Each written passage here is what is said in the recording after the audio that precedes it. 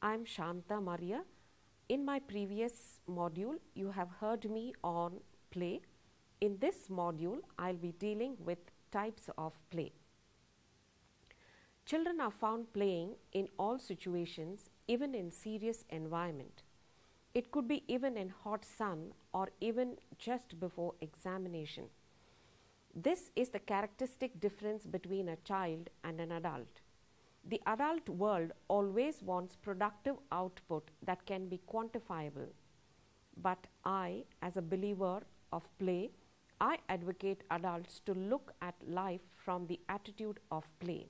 That is, to be curious of new things, the urge to explore, to accept change, ability to repeat till one masters, to motivate non-attempters, and to take risk in exploring will add zest to life.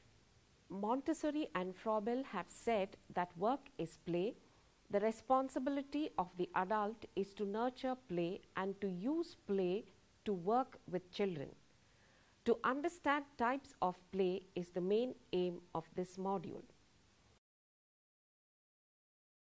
In this module, let us focus on the types of play. Play is classified differently based on the context of use. It could be a physiotherapist, a child developmentalist, early childhood educator, athletic trainer, or a pediatrician. Let us broadly look at it from the point of view of early childhood education. The classification of play is based on early childhood education in mind. 1. Solitary play, parallel play, passive play, associative play, constructive play or manipulative play, motor play, fantasy play or dramatic play, cooperative play, adventure or exploratory play or risk-taking play, creative play, sensory play, language play, games with electronic gadgets, traditional games, and competitive play. Solitary play. All of us have seen infants sitting with something that fascinates their attention and continue to play independently. This is most common in infancy. Let's look at Ankita, who is using a tumbler and a spoon and is constantly stirring. Is very happy when she is stirring, makes noise and repeats this and is happily engaged for at least 15 to 20 minutes at a time. Her mother most often uses this as an activity to keep her happily engaged. Little Preetham, an infant, is also involved in churning the egg beater in water. Some amusement in churning act is done in the medium of soap water. He is fascinated seeing the lather. Solitary play can also be seen in latter age group, but most predominant during infancy. The play that keeps one engaged without interaction with others or playing all by oneself is solitary play. Parallel play. When children are new at an early childhood education center, we can observe this kind of play among children. Children are playing alongside with one another without interaction. This is observed in infancy and it is common even in later childhood. Suma is in a sandpit. She is playing parallelly along with other children but not interacting with them. She is busy pouring sand as rain while other children are busy building the sand castle using their own hands or legs. Parallel play is playing alongside with other children or adults but no interaction with other children. This gives the children the freedom to play yet in a secure environment. Two children playing solitary play alongside could also contribute to parallel play. Passive play. In passive play, the child is not actively involved. He or she is watching the other play. Use of language, actions, and intelligent moves that one makes enjoys the play throughout, not actively involved. Little Rishi accompanies his brother Viju for a football game and is passive player as he cannot play, as he is very young for the game and he is enjoying by observing. At the same time, he is learning the new game. Most of our adults enjoy the game of cricket by being passive players than active players. Associative play. This kind of play is most common in children of more than 3 years of age. They are found playing in the same environment, share toys but do not interact. Children could be playing in sandpit area, could share the models that they have but do not interact. In the block area, when each of them is having a set of blocks, they are building independently. One may offer one's block to complete the other's work, while the other may receive without thanking gesture. Constructive play or manipulative play. Children most often involved in constructing using blocks. They could be small or a big block, or even using material in nature. This is not a repetitive play, but a new creative idea may evolve at every step. This has taken different dimension with the toy industry, where age-specific building toys are available with clear instruction guidance manual. They are also topic specific. It could be railway station, supermarket. Child is expected to create a complete picture based on the expected guidelines. Constructive play may evolve out of curiosity when some material is provided for children to interact with at the same time. Example, a small cube that perfectly fits into a large block. The learning is the big block is made up of small blocks. Manipulative play is use of material with confidence, either to grip, to tear, to change from either squeezing or rolling, etc. Children develop the skill of using the finer muscle, which gives them a wider opportunity to play with clay, threading, cutting with scissors, tearing materials, dressing, which involves use of zips, buttons, laces, and smaller manipulative material that provide ample opportunity for manipulative play. This is encouraged through buttoning frames of Montessori material. This helps in eye-hand coordination and pincer grip, which is essential in formal education setting. Motor play. Motor play could also be grouped into fine motor and gross motor. Fine motor, those involving finer muscles, or pincer grip, these involving larger muscles. Sorting beads could also be fine motor activity, while jumping, running, swinging are larger muscle activity. Children play in combination of both these types of play. A balance of both these is necessary. Play activities that involve sliding or climbing help children to build confidence in oneself, which is very necessary in self-perception and for later years. Play activities that involve finer muscle is activity that which will involve neuron or neuromotor coordination, which will involve concentration. That means it will help a child to build attention span, which is necessary for later learning. Motor play is active play involving the movements of the body, small and large muscle coordination. Fantasy play or dramatic play.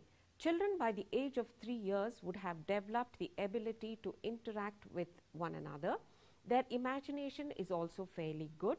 In dramatic play, they enact the adult roles in their play. It could be from being a fisherman or to a doctor or any other personality that impresses them. A group of children being as small as 2 to a large group of 4 or 5 would enjoy playing games that interest them. Vegetable shop, hospital, gas station, police station, etc. Anything that could be dramatized based on the environment which stimulates children. The group that is involved in this would have a clear idea of what roles they wish to take. If a preschooler plays doctor, a 5-year-old may be ready to enact a story. In this, all participating players have observed and experienced the adult world by engaging in the roles. This gives them the picture of the adult world, what is expected out of them in the roles they wish to play. This is immense value for social skills required in later life. Dramatic play is imitative play. Imaginary play is age appropriate. The gender identification begins in this play as children grow older. Cooperative play. Let us imagine children playing in a sandpit. Both children are not familiar with one another. Both are building castles. One is looking for some material, it is supplied by the other, or even when the other is not asking. The acknowledgement nor the word of thanks is not uttered by the child who receives. Imagine Suma and Uma are playing using blocks and are playing alongside. Suma is not able to balance the pillar. Uma spontaneously from her pile of blocks picks up one that suits to fix Suma's construction.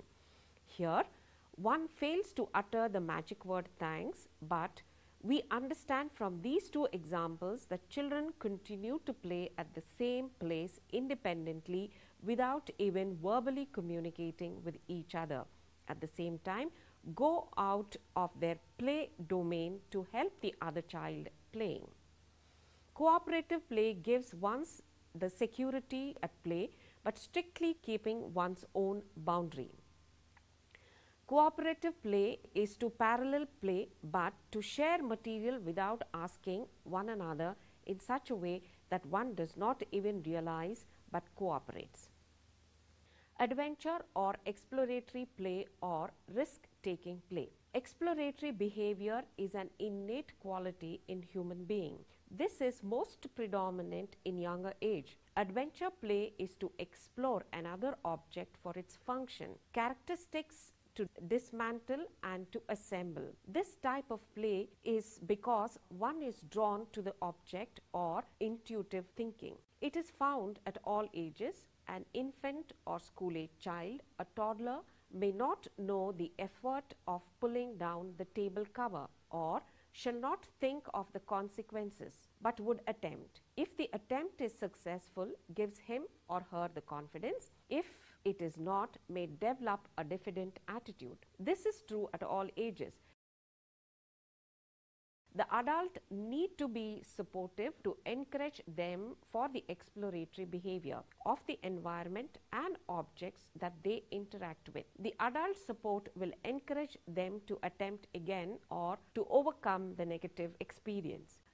Little Arun of 3 years was very scared of furry objects. Whenever he saw this in his environment, he would exhibit hesitant behavior and cling to his mother. A rational analysis showed that as a toddler, when he interacted with a pet that was sleeping, he had attacked him. This has caused fear in him. Timid behavior to a furry object was this particular experience. An adult's monitoring role is essential in adventure play. In older children, this may affect their personality. To not to give up easily, develop self-confidence and aim at tougher skills. Self-confidence because of superior skills compared to his or her peers. Play area encourages children to take risk. At the same time, there needs to be protection ensured. This is at a little older age, beyond 4 years, because the slide which are difficult to climb or slide down, but it is made friendly by providing railing on either side. The swing is fixed with a thick sand bed or a rubber flooring, bicycle with a balancing wheels which will encourage independent movement. Creative play. Creative play is where children are active, what they want from materials around them and can providing a toy that is ready. Examples, a toddler can provide with a pull toy or a wheel could be used to create a pull toy. The complexity could increase by turning it to run alongside the wheel, keeping the wheel in motion at all times. Creative play encourages a child to imagine, helps in developing problem-solving ability. In the present world, there is less opportunity for creative play as markets are providing everything for play for ready to use.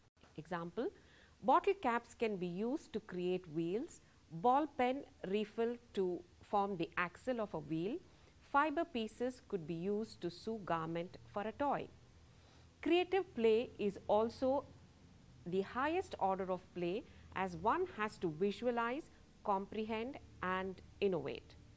Sensory play. Infants who are in the sensorial period The senses are very active. Any object that stimulates their senses is a play situation for a toddler. Children are attracted to objects, texture, color, smell, sound are all of interesting objects of play. For the young, the market has used this knowledge and has come up with number of toys that draw their attention. Example, soft toys that cry like animals, toys when squeezed produce sound. Language play. Language is an expression of child's thinking process. New words learnt facilitate their expression. Rhymes, words, songs all become source of new words to be learnt and used. The rhythm, when picked up, lasts for days, till such time a new one catches their interest. Picture books, storybooks are good sources to introduce words to children. The adults in the child's environment could be good source of language game for the children. Tongue twisters, action songs all become a part of this play. Games with electronic gadgets. Information technology has swept the market in a great way. It attracts all age infants to adults, captivating their interests. It is also available on mobile phones to smartphones. Traditional play. Traditional play is those that are unique to each culture or geographical region. The local toy manufactured in that particular area may also influence play. The checkerboard that is part of every family in the yesteryears. Example, Kondapalli toys of Andhra Pradesh, Channapatna toys of Karnataka. Most of these use the locally available raw material and manufacture a toy which gives an uniqueness to play. The Alaguli Mane of Karnataka, a toy that is parallel irrespective of age. The younger children pick up seeing the adults. This helps in bonding, interpersonal relationship, swift handling of seeds help them in motor coordination.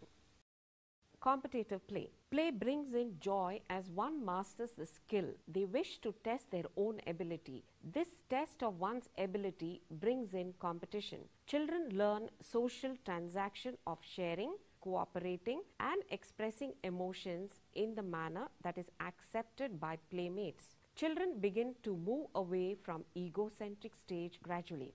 Competition also helps a child to understand in a game one can also be a loser. Every loser has to be combated with more improved skills to win. It teaches one to resilient ability. Competition may be very simple at young age, but it may become complex as children grow older. The simple catch and throw of a ball may become complex as shooting a ball into a basket. Cycling versus skating. Research views on types of play. It is very interesting to understand the pedagogy of introduction to a toy, how it helps in learning. In an experiment conducted by MIT professor Laura, her graduate student showed that if a toy are introduced directly, it is allowed to explore how children would behave.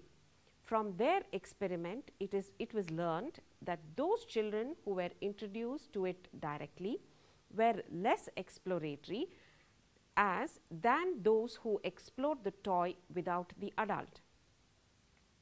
The implication to learning is that children used less cognitive ability when all the information was given to them versus when allowed to explore. Direct teaching is not facilitating cognitive skills, though it may show good result on the state standards. Layard and colleagues set out to review all research they could find that looked at relationship between pretend play and range of early childhood outcomes, including cognitive and academic as well as social outcomes. They did not find sufficient number of studies in small areas like emotional regulation. Their review showed that pretend play was viewed in 3 different ways. 1. They said that literature showed that pretend play carries great support to the development. Pretend play contributes to outcome. Second, pretend play is not only driving force for outcome, there are other forces acting at the same time. Third, pretend play is not responsible for the development of other areas or other domains, but it is vice versa. Other domains influence pretend play. Judith found that most of the surprising things to parents, moderately masculine toys encourage children's physical, cognitive, academic, musical, and arithmetic skills more so than moderately feminine ones. This is contrary to the old thinking, where it was believed that masculine toys promote aggressive behavior. Judith and her colleagues found that gender type toys children at play school are invariably engaged with toys. It is interesting to learn the influence of toys on children.